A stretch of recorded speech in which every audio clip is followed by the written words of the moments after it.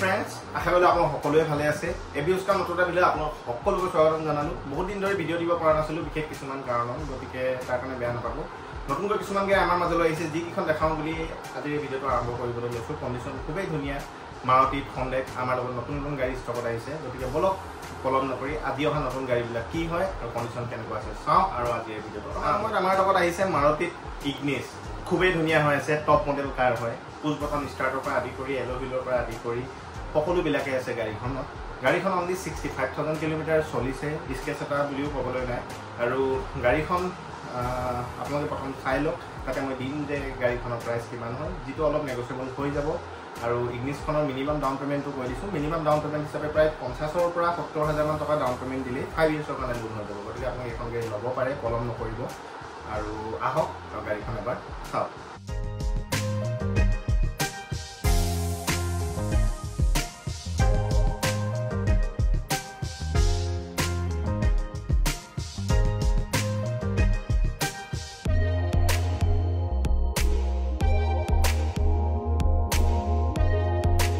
আৰু এখন গাড়ী আমাৰ মাজত আছে মাৰুতি ছুইফ্ট ডিজায়াৰ 2015 চনৰ হয়।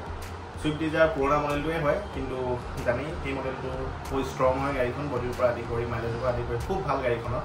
আৰু সেইখন গাড়ীটো আমি আস্কিং প্ৰাইচ হিচাপে অনলি 3,55,000 ৰেট লগাইছোঁ, যিটো অলপ নেগচিয়েবল হৈ যাব। আৰু ছুইফ্ট ডিজায়াৰখনতো প্ৰায় 70,000 ডাউন পে'মেণ্ট দিলে 5 years কাৰণে লোন হৈ যাব। গতিকে আপুনি এই গাড়ীখনো ল'ব পাৰে। গতিকে গাড়ীখন এবাৰ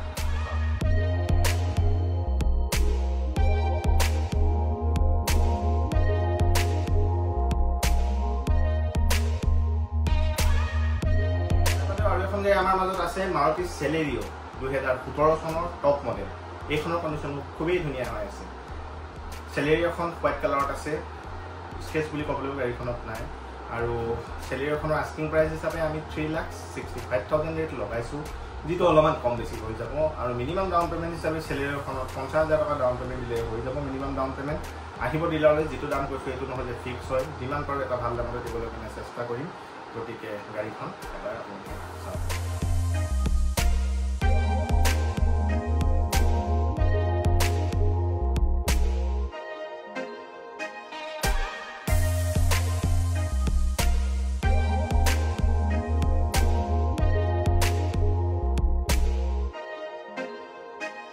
বৰ্তমান সময়ত আমাৰ লগত আছে হণ্ডাই ক্ৰেটা 2022 চনৰ। প্ৰায় 1.5 লাখ মান টকা এচেছৰিজে লাগি আছে গাড়ীখনত। প্ৰায় ধৰক নিগেটিভ এলো হুইলৰ পৰা আদি কৰি এম্বিয়েণ্ট লাইটৰ পৰা আদি কৰি 360 কেমেৰালৈকে সকলোবিলাক লাগি আছে।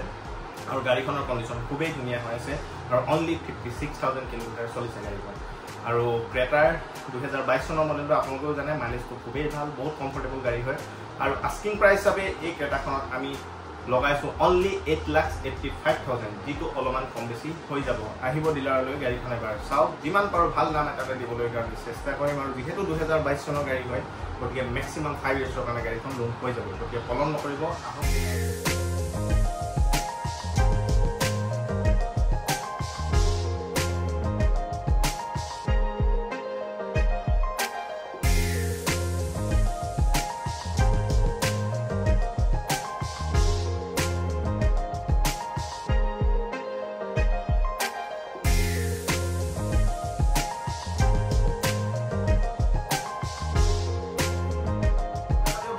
আমাৰ লগত আছে নিছান কোম্পানীৰ নিছান টেৰেনো 2015 চন।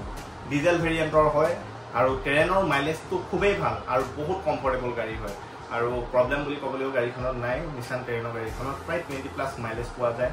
টায়াৰ কণ্ডিশ্যনৰ পৰা আদি কৰি ইণ্টেৰিয়ৰলৈকে সকলোবিলাক খুবেই ধুনীয়া হৈ আছে। AC, পাৱাৰ ষ্টেৰিং, 4খন পাৱাৰ উইণ্ডো, মিউজিক চিষ্টেম সকলোবিলাকে আছে গাড়ীখনত। গতিকে আপোনালোকে টেৰেনাখনো ল'ব পাৰে। আৰু বেছি দাম নহয়, টেৰেনাখনত অনলি লগাইছোঁ আমি 4,15,000। আৰু এই টেৰেনাখনত প্ৰায় 70,000 পৰা 80,000 ডাউন পে'মেণ্ট দিলেই হৈ যাব, 4 years কাৰণে লোন। গতিকে আপোনালোকে আহক ডিলাৰলৈ আৰু এই টেৰেনাখনো এবাৰ চাওক। যদি মনৰ পচন্দৰ হয় নিজৰ পৰিঘৰলৈ লৈ যাব। গতিকে এইখন আপোনালোকে ল'ব পাৰে, আহক ডিলাৰলৈ এবাৰ চাওক। খুবেই ধুনীয়া।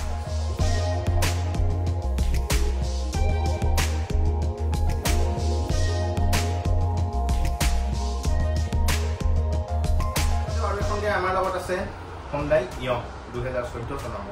এইখনতো আমি আস্কিং প্ৰাইচ হিচাপে অনলি 1,65,000 ৰেট লগাইছোঁ, যিটো অলপমান কম বেছি হৈ যাব। আৰু মিনিমাম ডাউন পে'মেণ্ট হিচাপে ইয়নখনত প্ৰায় 40,000 পৰা 50,000 মান ডাউন পে'মেণ্ট দিলে হৈ যাব 4 yearsৰ কাৰণে লোন। গতিকে আপুনি এই ইয়নখনো ল'ব পাৰে। জানেই ইয়ন ল' মেইনটেনেঞ্চ কাৰ হয়, মাইলেজৰ পৰা আদি কৰি সকলোবিলাকে ভাল হয়। গতিকে পলম নকৰিব, আহক ডিলাৰলৈ। যিমান পাৰোঁ এটা ভাল দামতে আপোনালোকক গাড়ীখন দিবলৈ কাৰণে চেষ্টা কৰিম। গতিকে আহক ডিলাৰ।